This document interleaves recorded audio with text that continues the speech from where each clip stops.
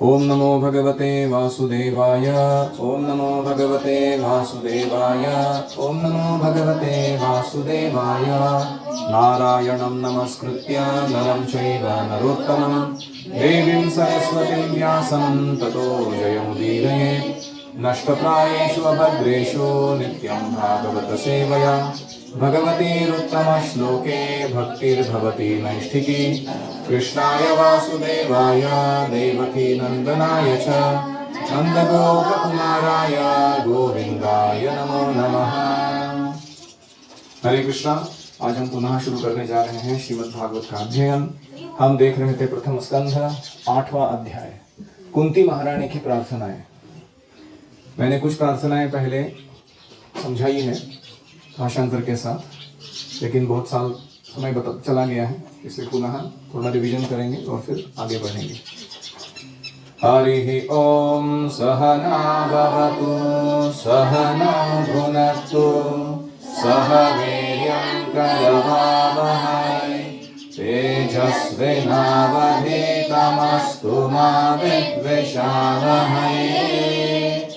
ओम शांति शांति शांतिः।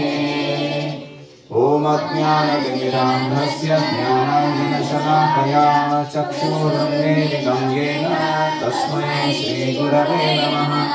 जय श्री कृष्ण चैतन्य प्रभु नित्यानंद श्री अद्वैत गदाधर श्रीवासादि गौर भक्तवृंद। हरे कृष्णा कृष्णा कृष्णा हरे हरे, हरे राम राम राम हरे हरे। हरि ओम तत्सत्।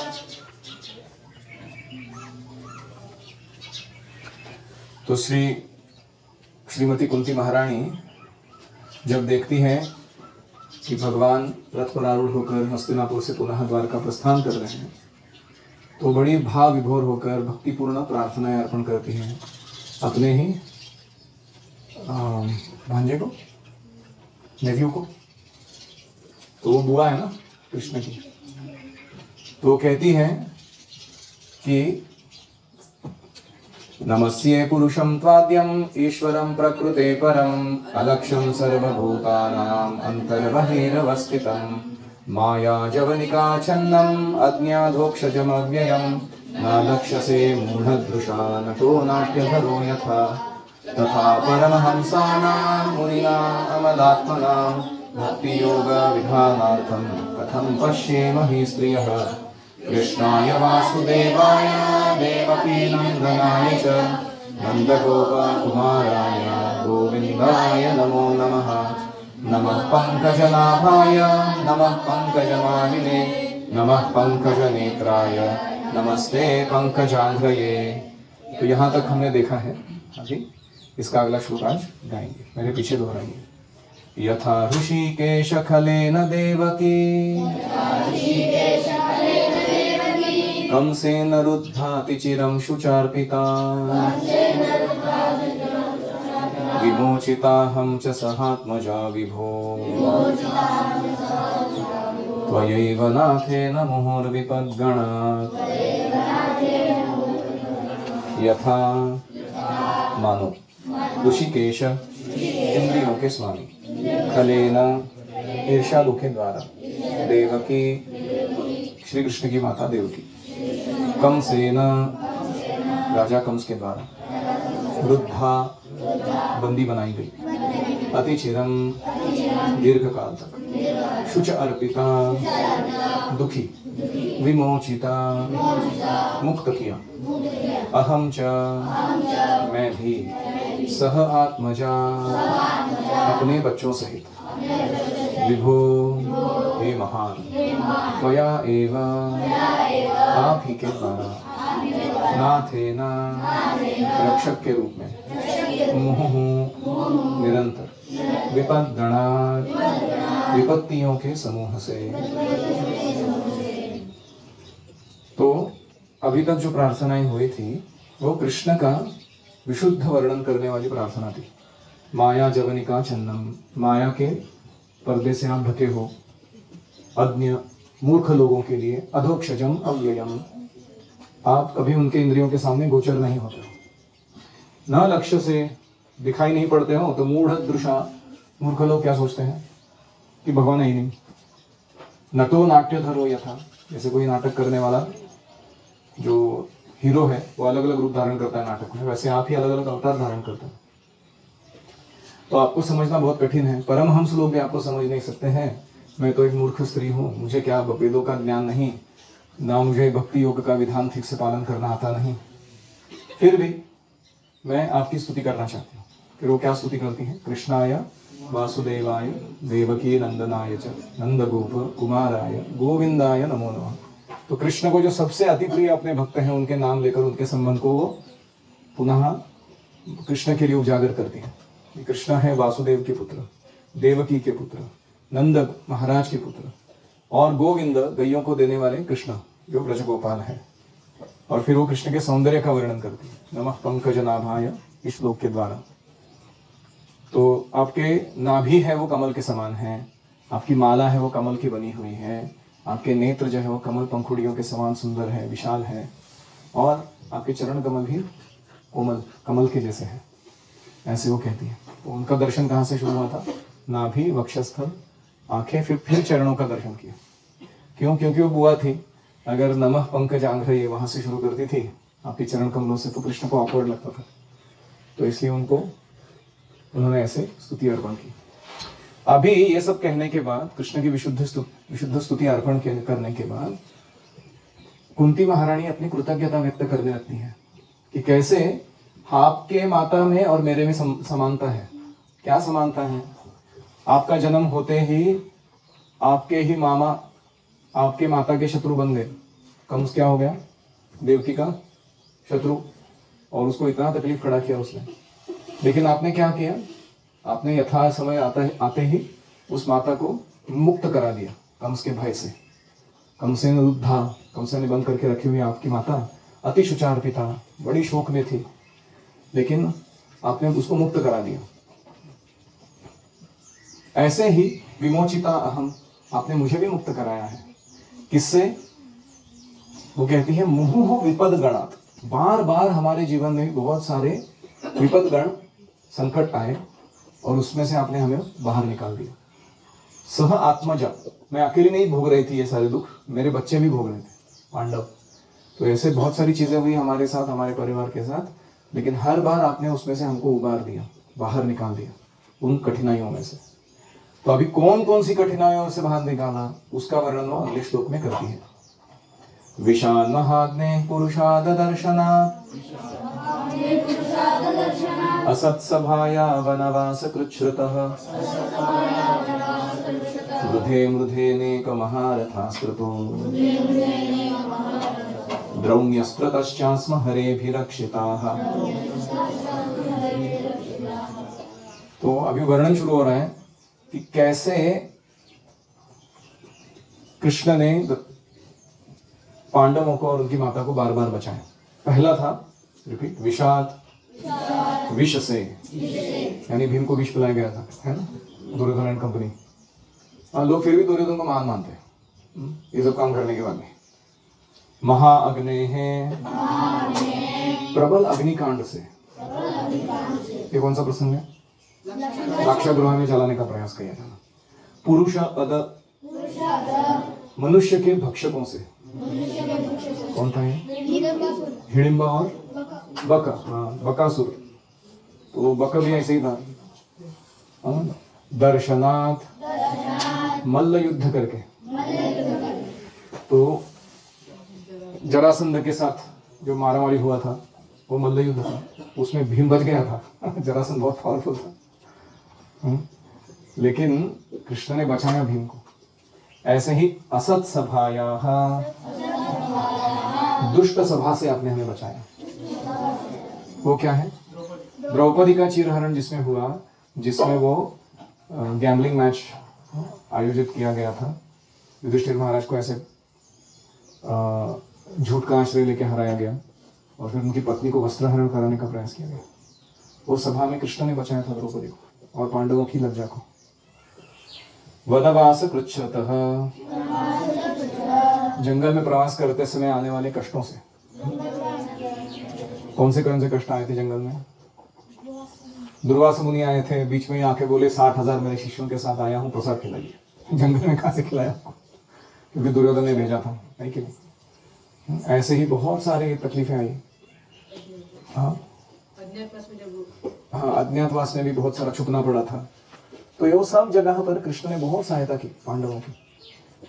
मृधे मृधे, युद्ध में तो बारंबार बचाया आपने। अनेक महारथ, अनेक बड़े बड़े सेना नायक, अस्त्रतः, उनके हथियारों से बचाया। द्रोणी, द्रोणाचार्य के पुत्र से बचाया। अस्त्रतः, ब्रह्मास्त्र से। तो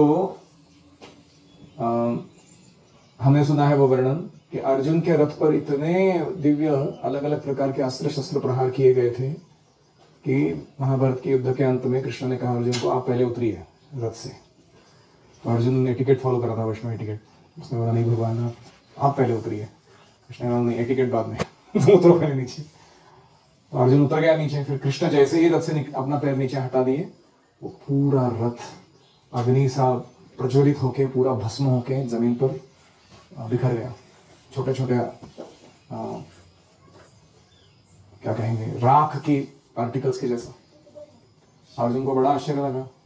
तो कृष्ण ने कहा कि इसके ऊपर इतने आघात हुए थे, ये अग्निदेव का रथ था, मानता हूं मैं, बहुत अच्छा रथ था ये, लेकिन ये टिक नहीं पाता था इस युद्ध में। केवल मैं इसका सारथी बैठ के इस पर चला रहा था, इसलिए टिका हुआ था। और ऐसे ही अभी द्रोणी अस्त्र था, ब्रह्मास्त्र किस पर छोड़ा गया था? अश्वत्थामा के द्वारा परीक्षित महाराज के ऊपर, जो गर्भ में थे। किसके? उत्तरा के। उत्तरा अर्जुन की कौन है? स्नुषा, सुंदर, उनकी बेटे की पत्नी है वो, अभिमन्यु की। तो उसको भी भगवान ने अंदर जाके उसके गर्भ में प्रवेश करके, इतना थम साइज रूप धारण करके, वो पूरे ब्रह्मास्त्र के तेज को अपने शरीर में समाहित कर लिया। और वो परीक्षित का शरीर जल के खाक हो चुका था, उसको नया शरीर इंस्टेंटेनियसली प्रदान किया वहां पे, और फिर परीक्षित का जन्म हुआ। तो ऐसे आस्म हरे अभिरक्षिता, हम सब हे भगवान आपके कारण ही पूर्ण रूप से सुरक्षित हैं। अभी तक इतने कुछ आघात और विपद हमारे ऊपर डाले गए, हमारा कोई बाल नहीं बांका कर सका। क्यों? क्योंकि आप हमें पूर्ण रूप से घिरे हुए सुरक्षा प्रदान कर रहे थे हम सबको। तो विषाद महाग्ने है पुरुषाद दर्शनात् असत्सभाया वनवास कृच्छ्रतः मृधे मृधे अनेक महारथ अस्त्रतः द्रोणी अस्त्रतः। नो पास टाइम्स तो ऐसे ही हो गए यहाँ। तो वो सारे रिकाउंट कर रही हो कृतज्ञता से कुंती महारानी कि कैसे मुझे बचाया गया, मेरे बच्चों को भी बचाया गया। कृपा जी लिखते हैं, कभी कभी जानबूझकर भगवान शुद्ध भक्तों को संकट में डालते हैं, क्योंकि उस असहाय अवस्था में उनकी अनुरक्तता और बढ़ जाती है। भक्ति का जो उनका तीव्रता है बढ़ जाता है। जितना भगवान के प्रति उनकी अनुरक्ति बढ़ती है, उतनी ही उस भक्त को सफलता प्राप्त होती है। तो कभी कभी हमें लगता है कि मैं अच्छा कार्य करने निकला हूँ, लेकिन इतनी बाधाएं क्यों आती हैं? या फिर मैं भक्ति कर रहा हूँ, भक्ति तो सही काम है ना, लेकिन जैसे ही भक्ति करना चालू किया है तो कुछ अलग अलग झमेले भौतिक रूप से मेरे को झेलने पड़ रहे हैं। तो उसका कारण है कि भगवान आपकी भक्ति की परीक्षा करते हैं, और ये हमारे लिए है, और शुद्ध भक्तों के लिए उनके भक्ति की तीव्रता बढ़ाते हैं। तो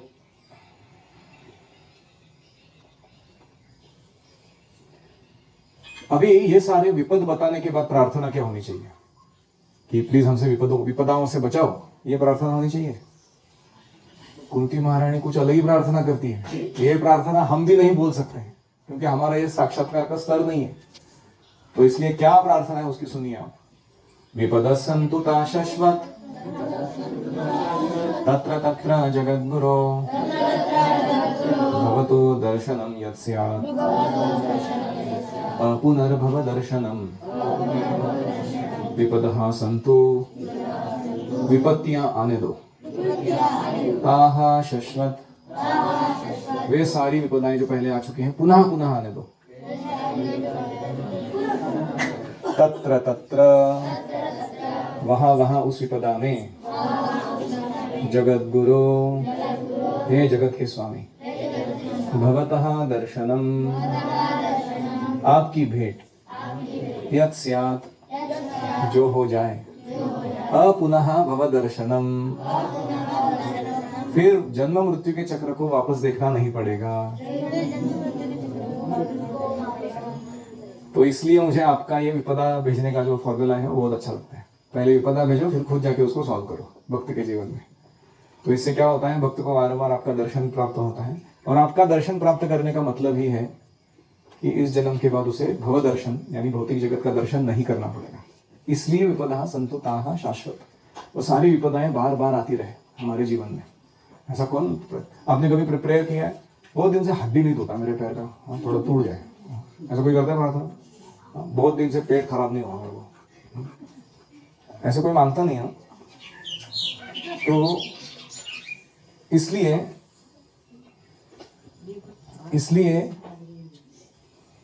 इसलिए बहुत जरूरी है कि हम भगवान के सामने जब मौजूद होते हैं तब हमें वो प्रार्थना, प्रेयर फॉर गाइडेंस जो हम बोलते हैं ना, उसमें क्या बोलते हैं, make me an instrument of your love and plan, वो सही है हमारे लिए प्रार्थना। क्योंकि हमको विपदा झेलना कितना आता है मालूम नहीं, अगर भगवान कुछ ऐसा थोड़ा टफ टेस्ट डाल दे तो हम भाग जाएंगे भक्ति से।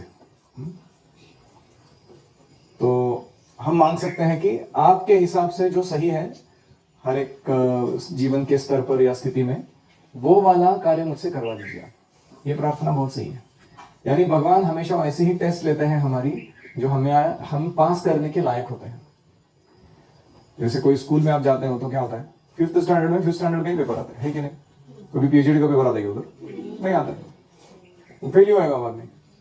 ऐसे ही ये यूनिवर्सिटी क्या है, यूनिवर्स, ब्रह्मांड यूनिवर्सिटी है वो भी एक पाठशाला है, और उसमें जो टेस्ट्स आती हैं वो क्या है, वो एग्जाम्स है हमारी। विपदाएं जो आती हैं, कैलामिटीज, डिफिकल्टीज, वो हमारी परीक्षा है।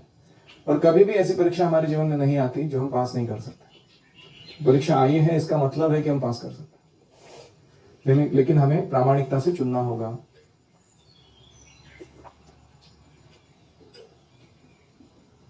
अपने रिस्पॉन्स को हम कैसे प्रत्युत्तर देंगे।